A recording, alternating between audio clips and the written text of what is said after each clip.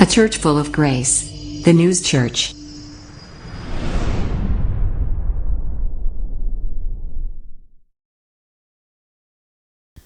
우리 오늘 성경 본문의 말씀으로 나눌 은혜의 제목이 소돔성입니다. 소돔성에 대해서는 우리가 너무 많이 또 익히 알고 있는 사실들이 있죠. 지금 2026년을 살아가고 있는 우리 대한민국의 특징 중에 하나라고 하면 전 세계에서 인정하는 게 하나 있죠. 우리 대한민국의 엄마들의 또 아빠들의 자녀 사랑, 또 학구열, 이런 부분은 아마 세계에서도 대한민국의 부모들의 자녀 사랑에 대한 부분은 굉장히 좋게 아주 높다라고 평가를 하고 있습니다.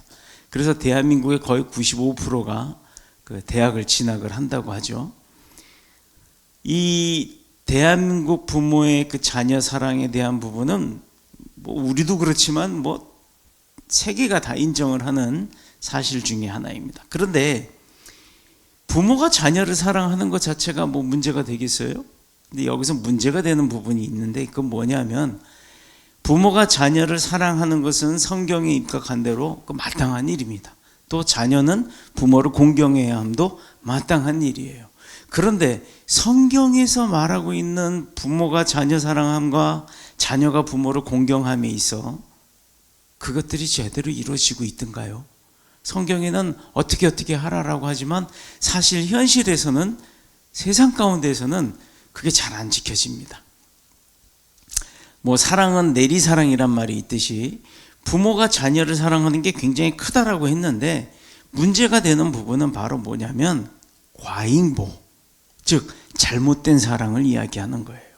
부모가 자녀를 사랑하는 건 굉장히 좋은 일입니다만 그게 도가 넘치고 과하게 됐을 때 우리가 이 사회에 미치는 그 영향력들이 크다라는 것, 잘못된 영향력이 크다라는 것들이 지금 대한민국의 근간을 흔드는 사건들로 종종 나타나고 있죠.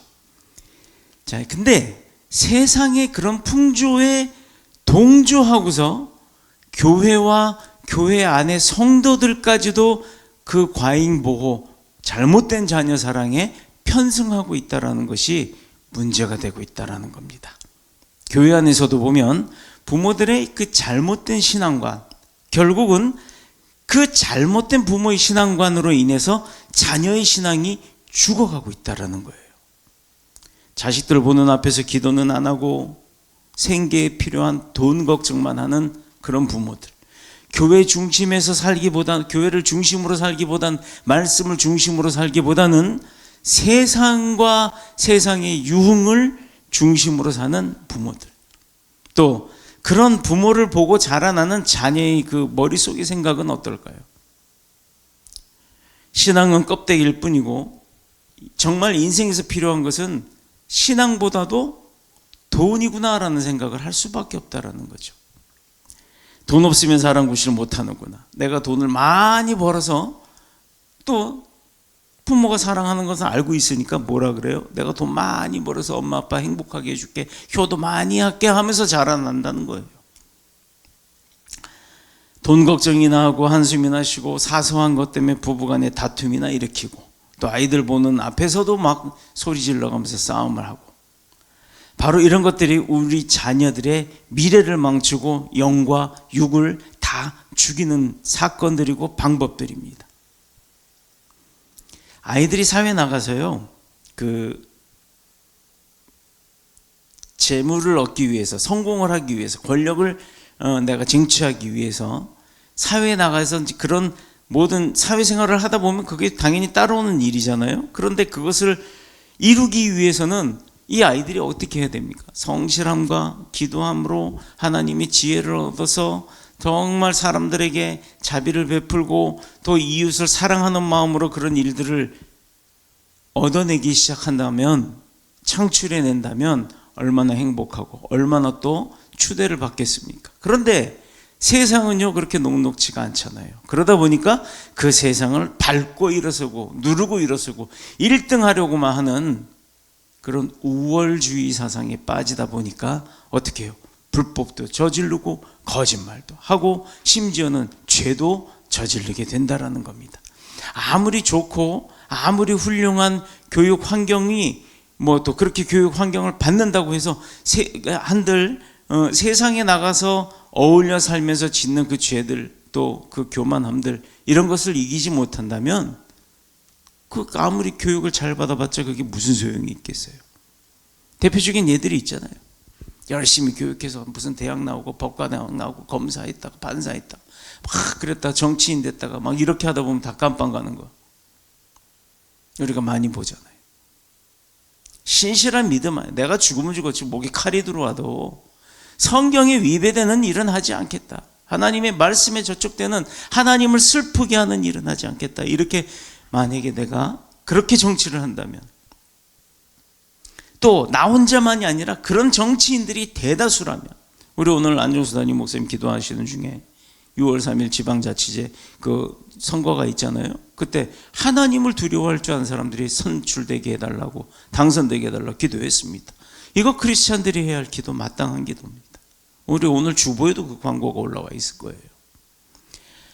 부모의 불신앙적 그 한마디 하나님이 없는 것처럼 사는 그 모습이 결국은 부모를 스승으로 알고 사는 자녀들의 인생을 망치게 된다는 거예요. 우리 성인들이 모두가 누구나가 다 그 어른들 성인들에게도 과거에는 어린아이의 시절이 있었습니다. 그 어린아이의 시절을 거쳐 지금의 성인이 된 거예요. 또 지금의 아이들도 그런 과정들을 거쳐서 성인이 될 겁니다. 그런데 우리가 어린아이였을 때를 생각을 한번 해보자고요. 나이가 어릴수록 부모님의 말과 행동은요 절대적이에요. 미운 5살, 미운 7살인가? 그때 아이들 자기 스스로의 자아가 생길 때의 반항, 내가 하고 싶은 대로 하고 싶어하는 욕구, 그것 때문에 아이들이 그냥 막 때려 죽이고 싶을 정도로 미울 때가 있기도 했지만, 그러나 그거 조금만 지나고 나면요 아이들이 어때요? 부모 말에 나는 순종을 잘합니다. 뭔가 배워가고 부모 없이는 내가 살 수 없다고 시장 가다 엄마 손가락이라도 잡고 가다 놓치는 날에는 애가 울고불고 난리가 날 겁니다. 유치원 다니던 아이가 이제 초등학교 들어갈 때 입학식 한번 봐봐요. 엄마가 데려다 줄 때 며칠만 그러다 엄마가 어느 날 안 데려다 준다 그러면 애가 난리가 날 거예요.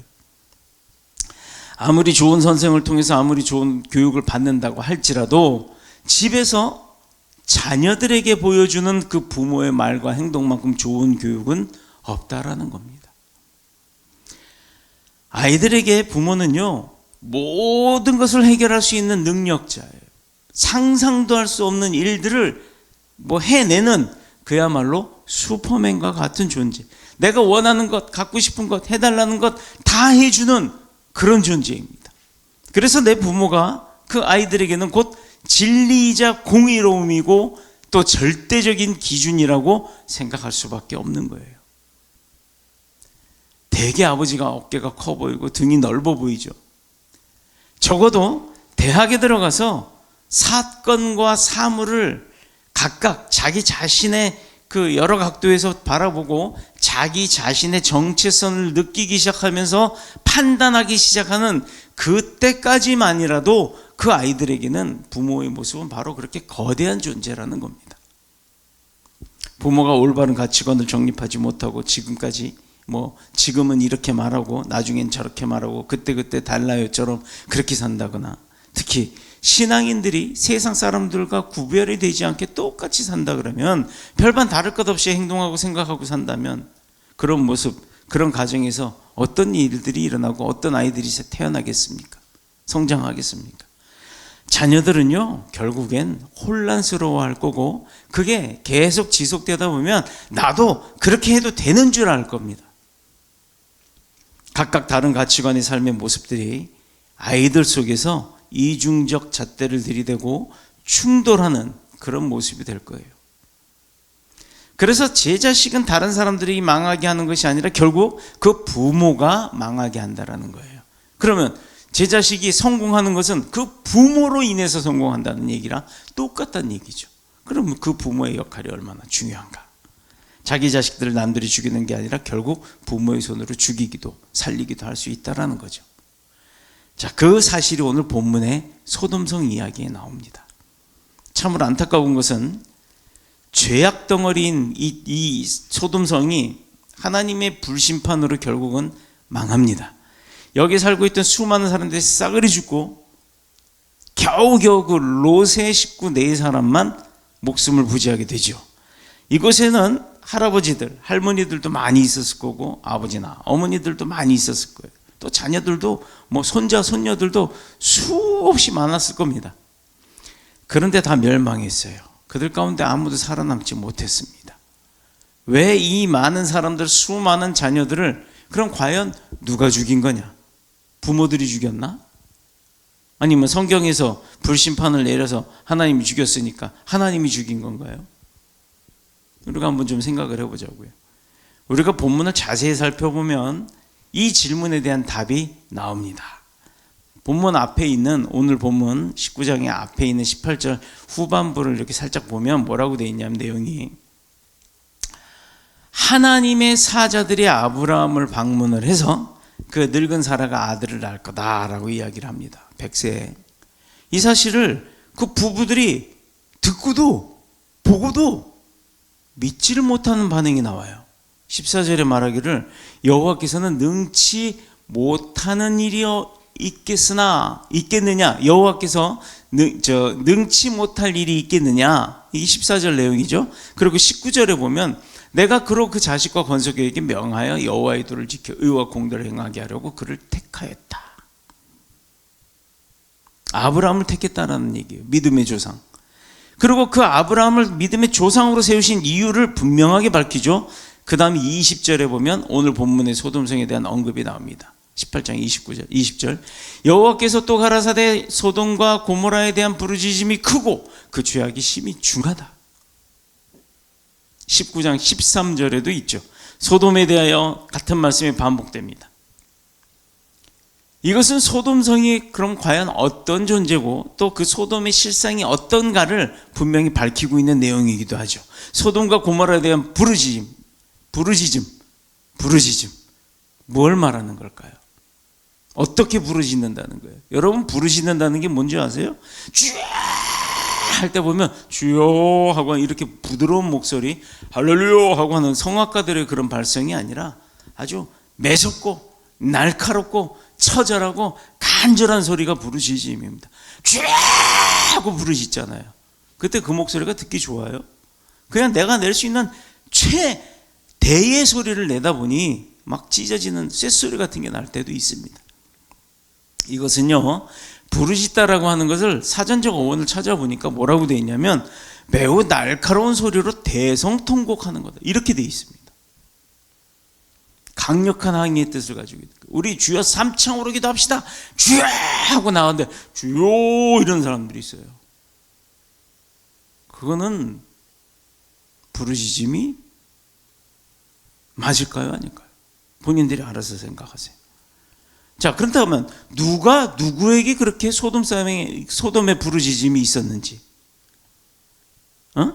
그리고 또 그렇게 날카롭게 부르짖는 그 소리, 그 의미는 항의함도 포함이 된다라고 하는 건데, 이 항의는 그러면 소돔에서의 그 항의는 누구에게 하는 건지 좀 의문점이 생기지 않나요? 대성통곡과 부르짖음의 그 원인이 후반절에 나옵니다. 소돔 고모라의 그 죄악이 심히 중하기 때문이라고 표현이 되어 있어요. 심히 중하대요. 자, 결국 이 부르짖음은 다름이 아닌 소돔과 고모라에 관영되어 있는 죄악, 그것들로 인해서 그 고통받는 자들의 부르짖음이었어요. 죄로 인해서. 이것은 아벨의 핏소리가 하나님께 호소하였던 것처럼 의인들이 부르짖는 소리일 수도 있어요. 또 이것은 같은 죄악의 영향 아래에 있는 사람들이 서로 부딪히면서 일어나는 살인, 강도, 도적질, 사기, 또 간통, 강간 막 이런 거 있을 거 아니에요. 각종 죄악이 주는 그 고통으로 희생당한 자들이 부르짖는 그 신음의 소리일 수도 있다라는 거죠. 하나님은 의인의 간구하는 소리뿐만 아니라 온갖 악에 희생당하면서 고통받는 자들이 그 간절한 신음소리도 듣고 계신다라는 것이 여기서 드러나는 거죠. 문제는 더 이상 이런 소리를 듣고만 있어서는 안 될 상황까지 오고 만 것입니다. 도대체 소돔성의 사람들이 어떤 생각을 하고 어떤 삶을 살았기에 하나님이 내리는 그 불심판을 받아야만 했을까? 아브라함이 그 소돔성의 심판과 멸망을 전해 듣고 그럼 어떻게 행동을 했나요? 조카 롯의 가족이 살고 있는 소돔성을 구하기 위해서 필사적으로 하나님 앞에 기도합니다. 처음엔 몇 명? 의인 50명, 40명, 30명, 20명 쭉쭉쭉쭉. 나중에는 진짜 10명까지 내려가요. 근데도 하나님은 그래 좋아 그럼 10명이라도 있으면 내가 심판 안 할게 라고 타협점을 찾아주시고 있습니다. 그 기도를 들어주고 계셨어요. 처음엔 50명만 있어도 안 할게, 40명만 있으면 구원해 주세요, 30명이라도 20명 찾아보니까 없더라 이 말이죠. 그러니까 나중엔 10명까지 떨어졌습니다. 하나님이 이 소돔성의 그 작은 숫자인 의인 10명만 있다 할지라도 심판하지 않겠다 약속을 하셨다니까요. 하나님의 뜻은 뭐예요? 심판은 하되 살릴 수 있는 사람은 다 살려주겠다 이거예요. 근데 그 기회도 못 잡냐? 줘도 못 먹냐? 이 말이죠. 그러나 그의 간절한 기도에도 불구하고 결국 소돔은 멸망했어요. 불심판 받았어요. 왜? 답은 나오잖아요. 10명이 없다는 거지. 의인 10명이 없다라는 거예요. 과연 교회 안에서 천국 갈 수 있는 사람이 몇 명이나 있냐고요. 내가 믿는다 내가 주여 주여 부르는 자마다 다 천국 가냐고요? 아니라잖아요. 그러나 아브라함의 기도를 들으셨던 그 하나님은 소돔성에 살고 있는 아브라함의 조카인 롯의 식구를 구하기 위해서 그 천사들을 보냈어요. 하나도 아니고 둘씩이나.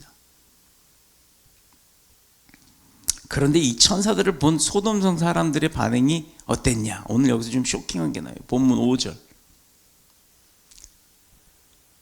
제가 이게 무슨 내용입니까? 상관하리라. 마지막 그들은 상관하리라.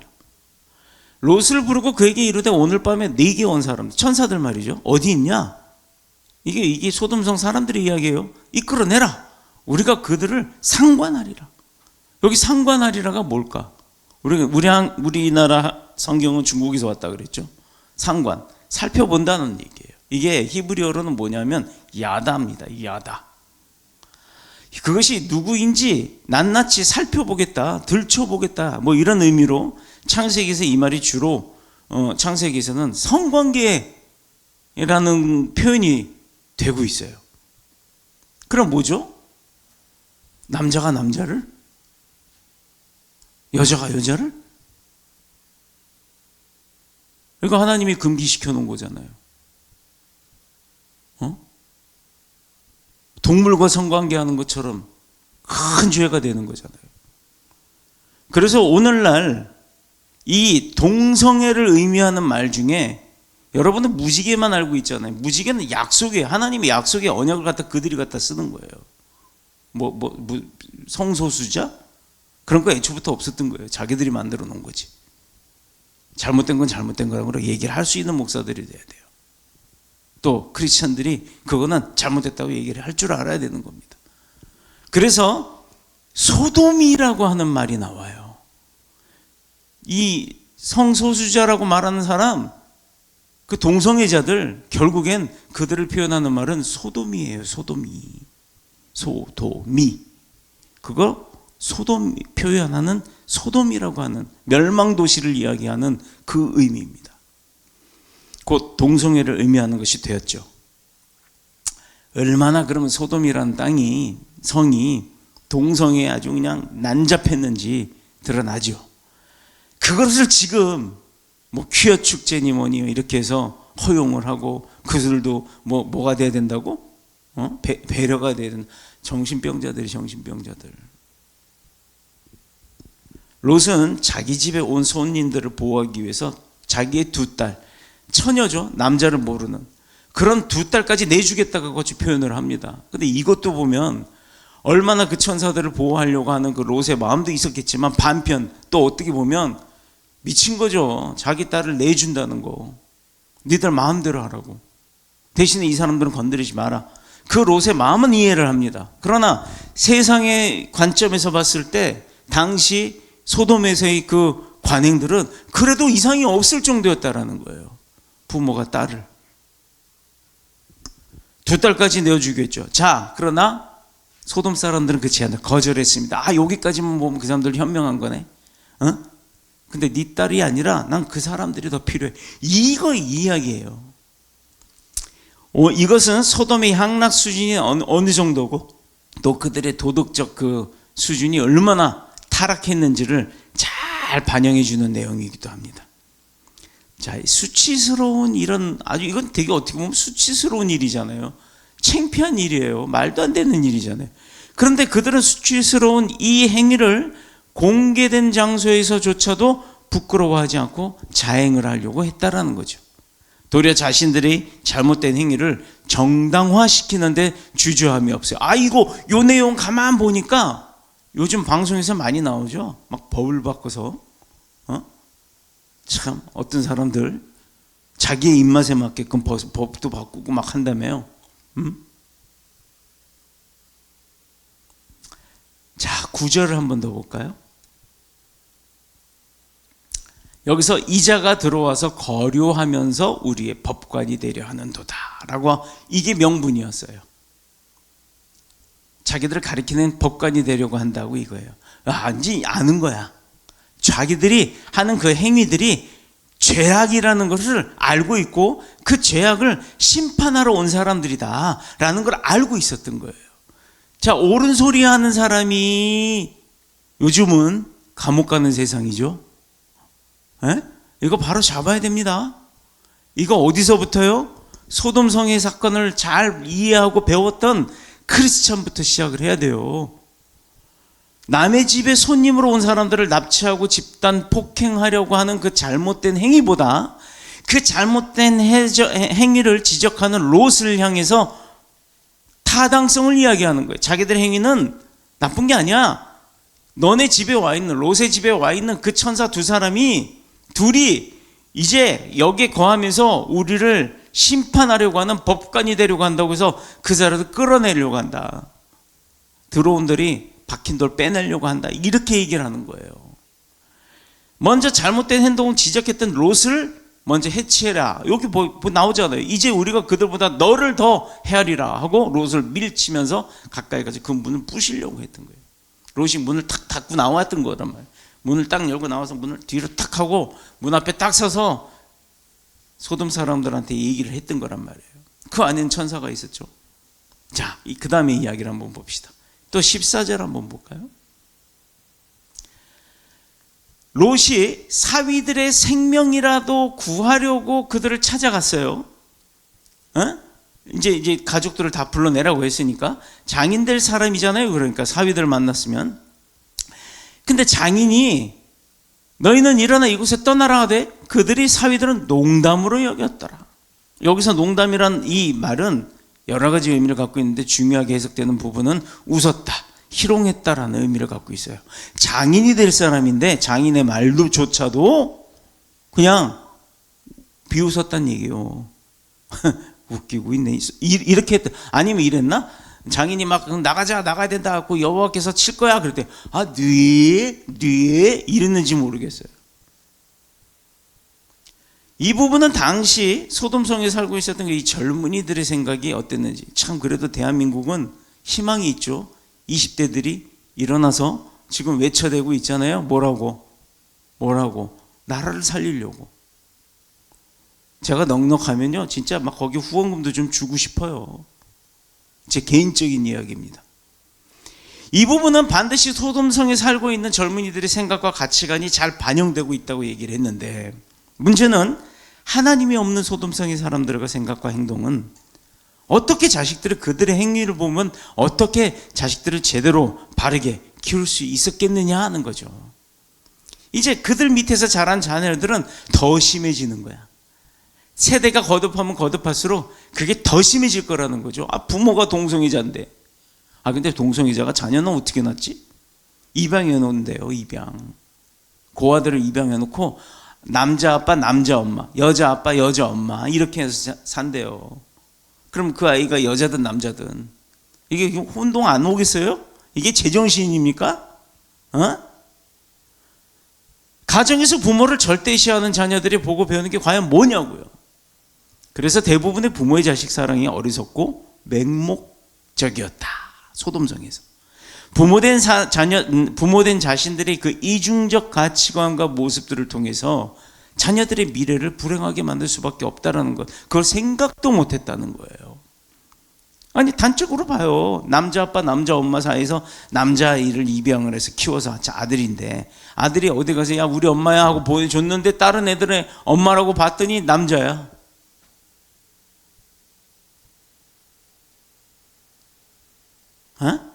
엄마랑 여탕 갈 수 있겠어요?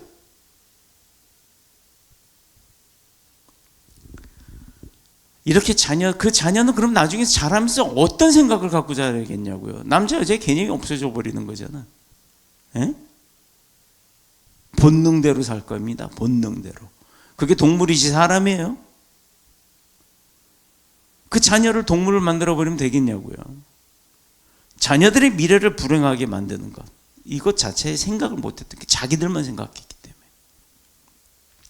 선진국이고 잘 사는 나라라고 자부하면서도요, 욕심 때문에 부정부패가 만연한 나라들이 많죠.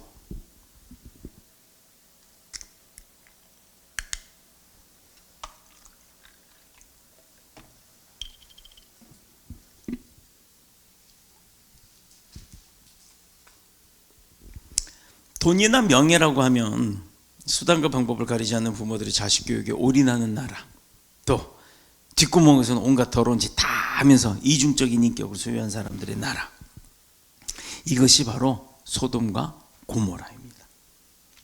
더 기가 막힌 것은 지금 이 시간에도 이런 불행을 기회로 자신들의 이익만 챙기려고 하는 정치 집단들이나 정체불명의 패거리들, 그런 사람들이 나라와 민족을 더욱 고통스럽게 만들고 또 우리 자녀들의 미래를 슬프게 만들고 있다는 사실입니다. 이제 며칠 있으면 있을 선거, 정말 좋은 일꾼들을 뽑아야 합니다. 그게 믿음의 사람들이 해야 할 기도고 또 의무인 줄로 믿습니다. 하나님을 두려워할 줄 아는 사람, 그래서 성경대로 성경의 지혜로 정치할 수 있는 사람들이 뽑혀야 돼요. 소돔성에 대한 하나님의 불심판은 젊은 사람들이 생각하는 그런 농담거리가 될 수 없습니다. 깨어나야 합니다. 이것은 농담이 아니고 하나님의 불심판은 재앙입니다. 누가복음 13장 4절에서 5절에 보면 예수님이 이 세대를 향한 분명한 경고를 주고 계시죠. 제가 읽겠습니다. 또 실로암에 망대가 무너져 치어 죽은 18사람이 예루살렘에 거한 모든 사람보다 죄가 더 있는 줄 아느냐. 너희에게 이르노니 아니라 너희도 만일 회개치 아니하면 다 이와 같이 망하리라. 하나님의 엄중한 경고가 있었습니다. 예루살렘 망대가 무너진 것은 재수 없이 하필 그때 그곳에 있던 사람들이 무너지는 돌에 깔려 죽은 게 아닙니다. 자신들의 죄 때문에 심판을 받았던 거예요. 지금도 죄 짓고도 나 몰라라, 죄 짓고도 죄를 덮으려고 하는 사람들 많지요. 결코 대한민국에서는요, 죄와 죄값과 세금을 띄어먹을 수 없는 나라입니다. 다들 공감하실 거예요. 죄 짓고 못 삽니다. 특히 영적인 죄는 더더욱이 그렇습니다. 하나님 앞에 지금이라도 영적인 죄에 조금이라도 껄끄러움이 있다면 속히 회개하고 주님 앞에 용서함을 구하시기를 바랍니다. 언제 어디서 어떤 재앙을 만나 내가 그 재앙의 대상자가 될지 우리는 알 수 없기 때문입니다. 요 며칠 전에 고가쳐도 철거하는 거 봤죠? 그 영상을 보니까 한 칸 남은 거에서 그것도 한 블럭에 한 줄이에요. 한 줄. 그 옆에 밑으로 트럭하고 오토바이하고 지나가더라고요. 그 사람들이 진짜 몇십 초만 늦게 지나갔으면 깔려버렸어요. 지나가자마자 무너진 거예요. 그런 일들이 세상에는 비일비재합니다. 길 가다가도 차와 차끼리 부딪혔는데 그 부딪힌 차 운전자가 기절하면서 그 차가 나한테로 밀려. 난 횡단보도 건너가려고 인도 위에 서 있는데 인도 위에 차가 올라와서 들이받쳐갖고 두 다리가 부러졌던 권사님도 있었습니다. 평생을 양쪽 발로 그렇게, 그래도 그분이요 그 발로 그 먼 거리를 걸어서 일부러 걸어서 교회를 오는 그 기쁨의 표정의 얼굴을 보면 지금 많이 회복됐잖아요. 다름 아닌 그들 자신들의 죄악 때문에 그들은 죽는다라는 거예요. 소돔성의 사람들은 그들의 죄악 때문에 불심판을 받은 겁니다. 잊지 맙시다. 그들의 불신앙과 욕심이 그들의 자녀들까지도 동반해서 죽임을 당하게 만든 겁니다.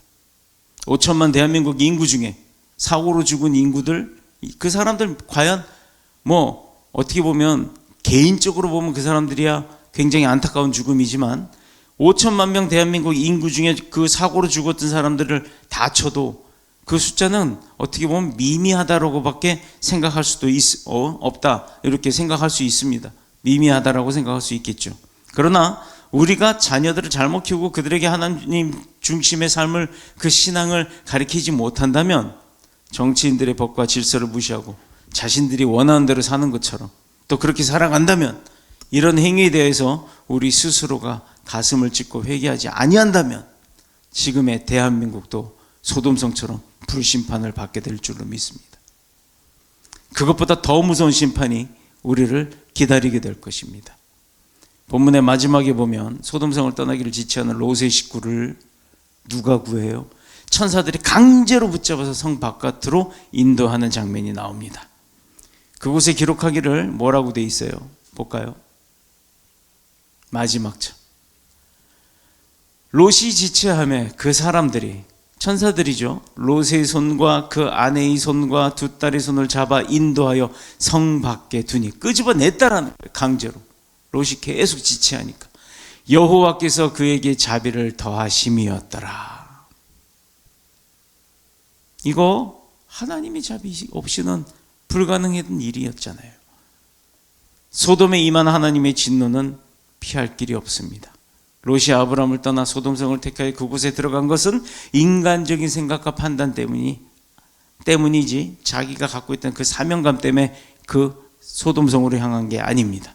그럼에도 불구하고 하나님의 백성이라면 어느 곳에서 살든지 내가 그 살고 있는 곳에서 여호와의 도를 지켜서 의와 공의를 행하여야 한다는 것입니다. 이게 창세기 18장 19절의 말씀이에요. 이게 본능이고 이게 본분이 돼야 될 줄로 믿습니다.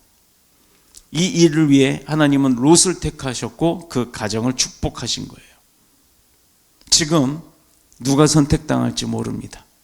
또 누구의 가정을 축복하실지 모릅니다.